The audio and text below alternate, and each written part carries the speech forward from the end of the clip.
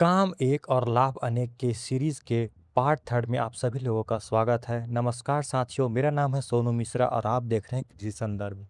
तो जो हमारा टॉपिक है ग्रीष्मकालीन गरीब, उसमें सबसे जो मेन पॉइंट है कि आखिरकार समर डीप फ्लाइंग कैसे करते हैं, उसके बारे में आज हम लोग जानेंगे। तो चलिए समझते हैं आखिरकार ग्रीष्मकालीन गहरी जुताई कैसे करते हैं। तो ग्रीष्मकालीन गहरी जुताई हर तीसरे वर्ष में एक बार करवाना चाहिए। अगर आपके पास 3-4 एकड़ खेत है तो उसको आप एक-एक एकड़ को एक-एक साल में डिवाइड कर लीजिएगा, तो हर साल आपका जो खेत है, वो 3 वर्ष के अंतराल में प्रत्येक भाग में जुताई होती रहेगी और आपका जो खर्चा है, वो 3 भाग में डिवाइड हो जाएगा।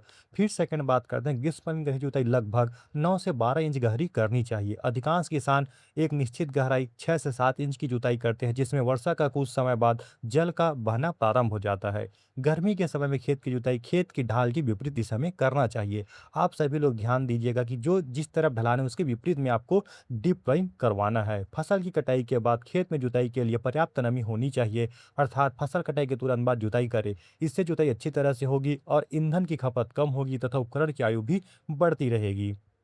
फिर नेक्स्ट आता है, ग्रीष्मकालीन गहरी जुताई करते समय खेत की मृदा के बड़े बड़े ढेले बनने चाहिए। इन ढेलों से वर्षा का जल अंतःस्रण अधिक मात्रा में होता है, जिससे भूजल स्तर में वृद्धि होती है। हल्की व रेतीली जमीन में ज्यादा जुताई न करें, इससे मृदा भुरभुरी हो सकती है और हवा व बरसात में मृदा कटाव बढ़ सकता है। जुताई के बाद खेत के चारों ओर एक ऊंची मेड़ बनाने से वायु तथा जल द्वारा मृदा के संरक्षण की यदि आशंका हो तो यह भी समाप्त हो जाती है तथा खेत वर्षा जल सोख लेता है। तो ये था हमारा समर डिप्लॉइंग कैसे करना चाहिए, इसके एडवांटेजेस क्या-क्या है और समर डिप्लॉइंग होता क्या? फर्ज हम लोगों ने इसमें कवर कर लिया। जानकारी अच्छा लगे तो रील को लाइक कर लीजिएगा। धन्यवाद।